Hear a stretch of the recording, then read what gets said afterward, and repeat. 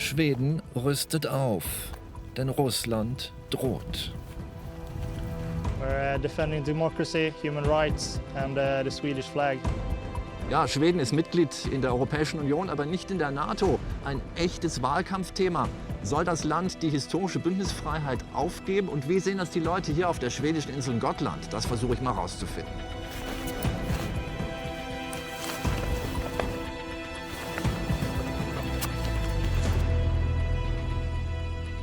Könnten diese Steine reden, sie würden Zeugnis ablegen von brutalen Schlachten.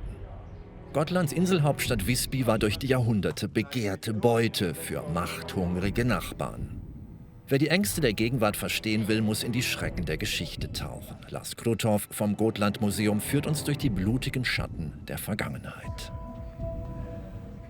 This is the treasury where we keep all the silver hoards that we have found. One of the most important silver hoards. Yes.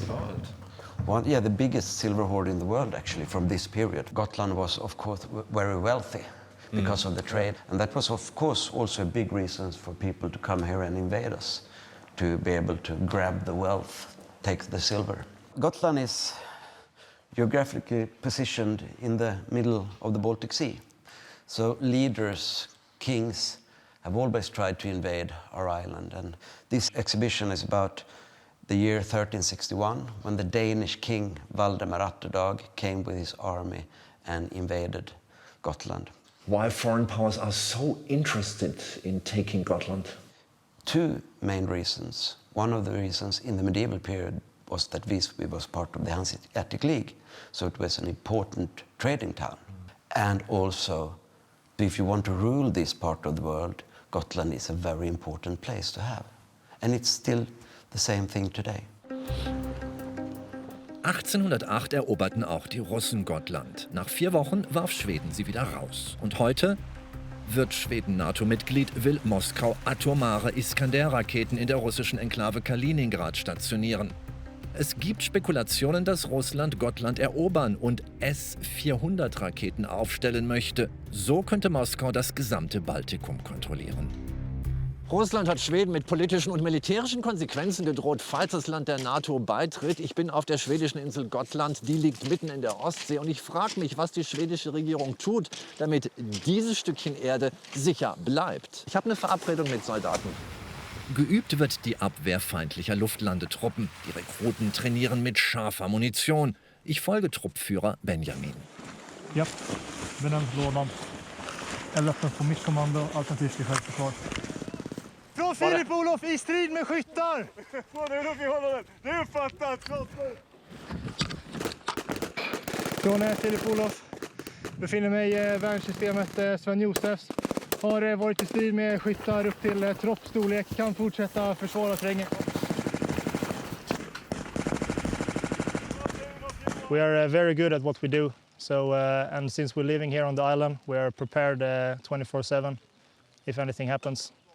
So we're ready. Someone got to do it to protect Gotland and Sweden. Nach Ende des Kalten Krieges demilitarisierte Schweden die Insel. Doch als Russland 2014 die Krim besetzte, bewertete die schwedische Regierung die Gefahrenlage für Gotland neu und stationierte mehrere 100 Soldaten. Jetzt wird erneut nachgerüstet. I would love to have more air defense. I would love to have more tanks. I'm an armor officer. I always want more tanks. But I need to stress that we are building that capability right now. What we are doing, we have a high readiness on Gotland. Gotland can be defended and will be defended. Die Regierung in Stockholm überprüft derzeit alle Aspekte ihrer Sicherheitspolitik. Mitte Mai soll das Ergebnis vorliegen. Putins Krieg in der Ukraine hat einen Stimmungsumschwung in Schweden und Finnland bewirkt. Waren beide Länder jahrzehntelang stolz auf ihre militärische Bündnisfreiheit, so zeichnet sich nun eine klare Mehrheit für den Beitritt zur NATO ab.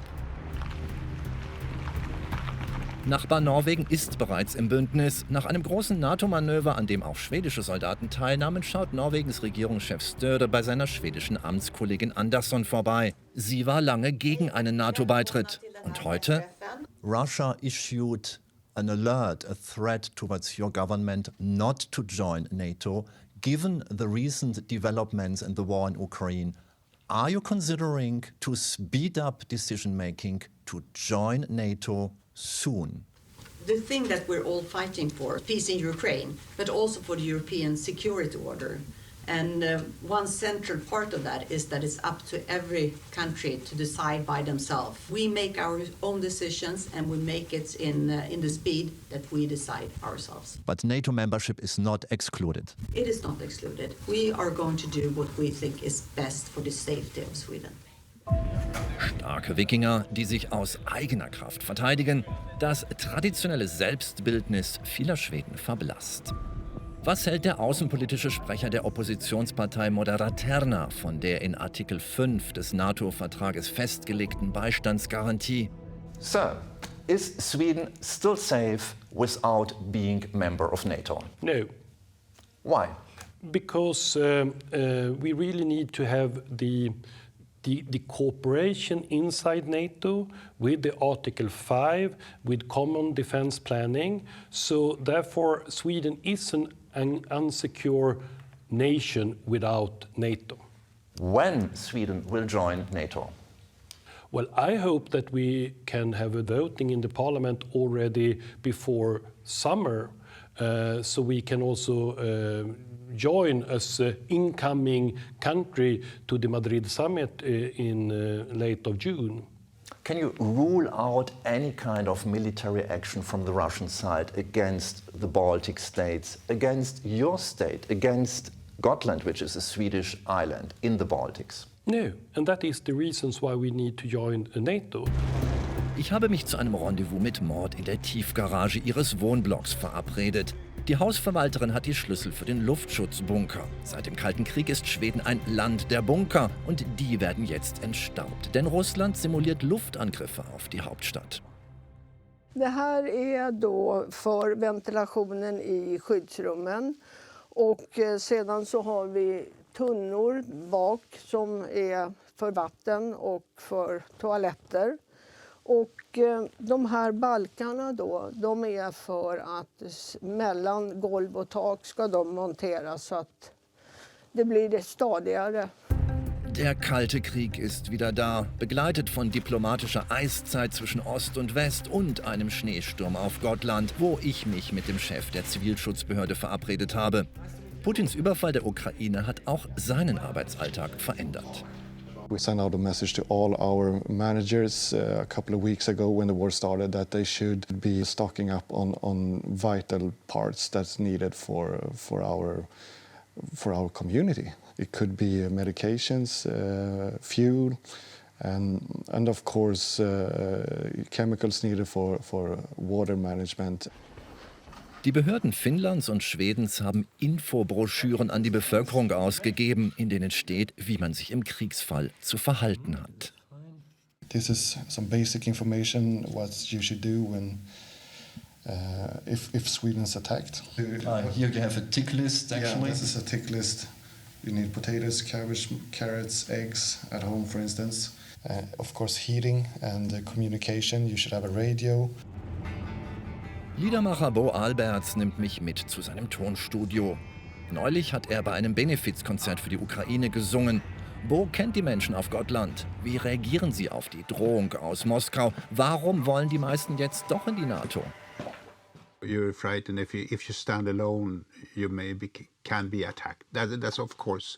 And while the war is coming to Europe, it's closer to you, and then it's more reality.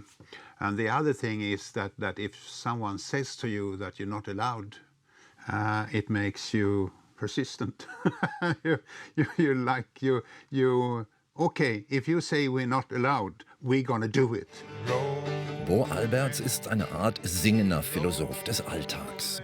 Den russischen Präsidenten Putin würde er gern mal was fragen. Ist Krieg wirklich notwendig? Ist dein Land denn nicht groß genug?